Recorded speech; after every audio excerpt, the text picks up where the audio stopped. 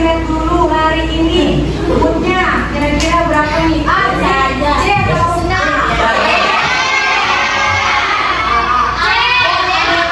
Ada yang bisa tapi yang mana? Oke, beragam banget ya teman-teman di sini, tapi nggak apa-apa. Semoga teman-teman tetap bisa menyimak pembelajaran hari ini dengan baik ya. Tadi udah lihat sebelumnya kita mau belajar tentang apa?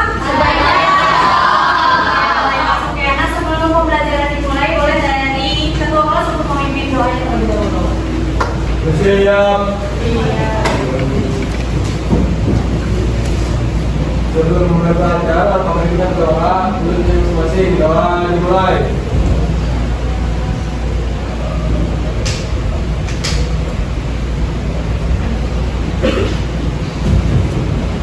Doa selesai. Memberi salam.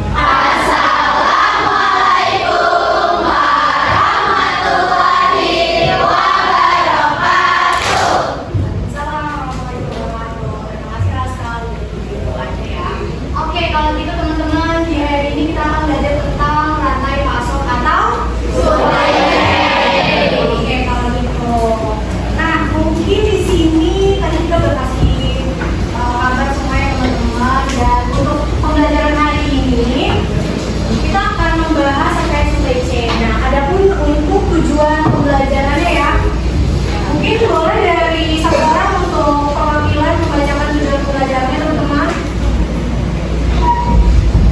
Ada yang mau volunteer? Silakan tapi Tujuan pembelajaran setelah mengikuti pembelajaran ini, peserta didik mampu 1. Menjelaskan pengertian rantai pasok dan alur prosesnya. 2. Mengidentifikasi komponen utama rantai pasok. 3. Mendeskripsikan pentingnya rantai pasok bagi perusahaan. Yang keempat, menjelaskan jenis-jenis saluran distribusi dan tipe pengecer. Yang kelima, menganalisis tantangan dalam manajemen rantai pasok. Yang keenam, menguraikan strategi efektif dalam pengelolaan rantai pasok.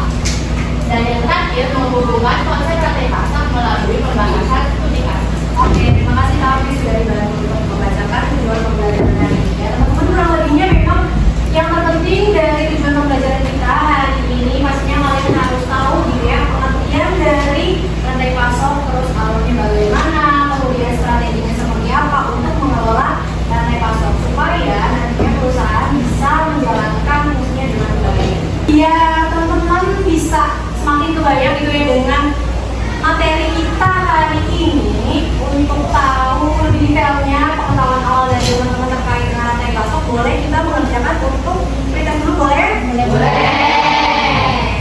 Tunggu ya teman-teman sebentar.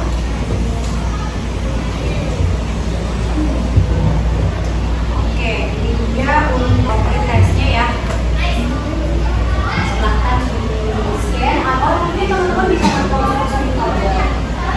Kalau ada yang terkendala boleh tepuk tangan ya.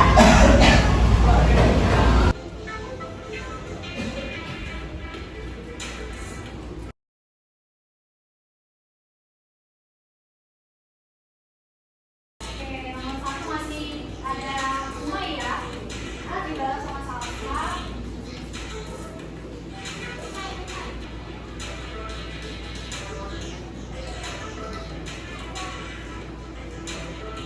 Oh, Rasta ternyata pembalap ya.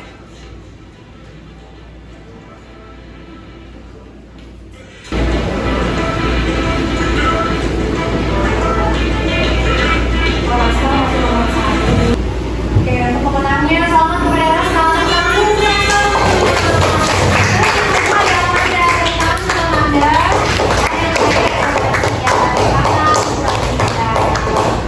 Oke, rata-rata teman-teman dapat 100 ya, ini keren-keren banget karena kita belum masuk ke pembelajaran ya. Semoga nanti teman-teman bisa paham lagi ya. Oke, selanjutnya kita akan kembali. Nah, setelah Agar pembelajaran tidak berjalan satu arah, beberapa metode digunakan. Penyampaian materi dilakukan melalui ceramah, lalu peserta didik menonton video sebagai pemantik sebelum memasuki kegiatan resitasi, studi kasus, dan diskusi kelompok. Melalui kombinasi ini, peserta didik tidak hanya menerima informasi, tetapi juga belajar menganalisis dan berdiskusi.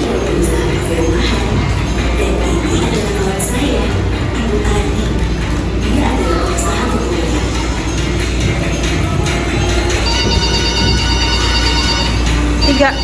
Nah teman-teman, tadi kan udah sempat lihat ya semuanya untuk video pembelajarannya. Nah, di sini sekarang saya mau tanya nih, kira-kira apa aja sih yang teman-teman dapatkan selama kalian tadi menonton video pembelajarannya? Boleh angkat tangan siapa yang mau volunteer? Oke, silakan Najwa.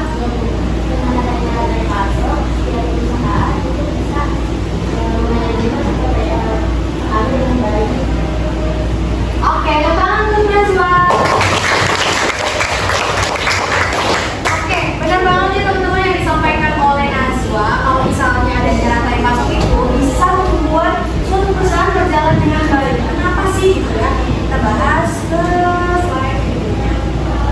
Nah, kalau tadi teman-teman bertanya-tanya ya, apa itu rantai pasok? Sebenarnya rantai pasok itu adalah proses yang menghubungkan antara langkah Materi rantai pasok sendiri dibangun secara bertahap. Peserta didik diajak melihat contoh penerapan rantai pasok pada sebuah brand, dibantu dengan visual alur proses yang membuat konsepnya lebih mudah dipahami. Oke. Kalau misalnya udah jadi barang cantik, kira-kira siapa yang menggunakan? Bisa.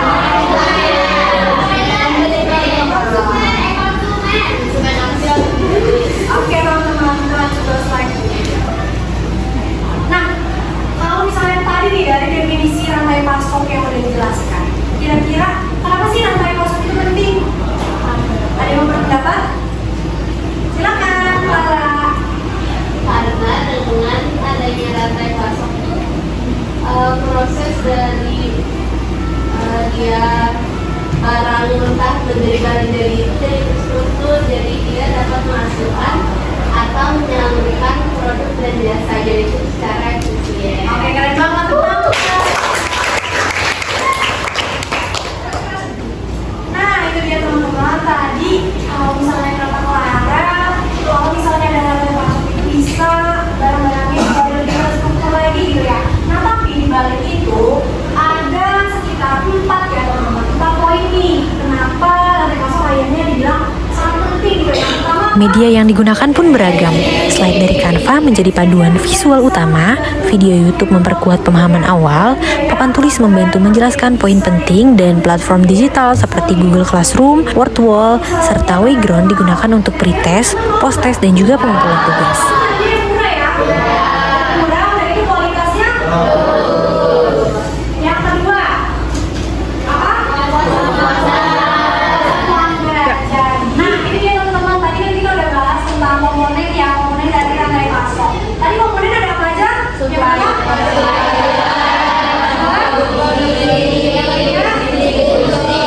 yang keempat, yang kelima, oke, di sini ada contoh rantai pasoknya supaya teman-teman semakin paham gitu ya. Nah, ini dia yang pertama. Kalau ini tentang apa nih kira-kira? Tentang kopi ya. Yang pertama, petani. Petani ini sebagai apa teman-teman? Oke, sebagai supplier ya. Terus yang kedua, produksi. Terus selanjutnya, yang mana nih yang distributor? Selanjutnya, atau yang terakhir nih, kayaknya udah paham semua ya teman-teman. Ya, kalau kayak gitu kita bakalan latihan sedikit gitu ya. Nah, kita bakalan lihat komponen supply chain dari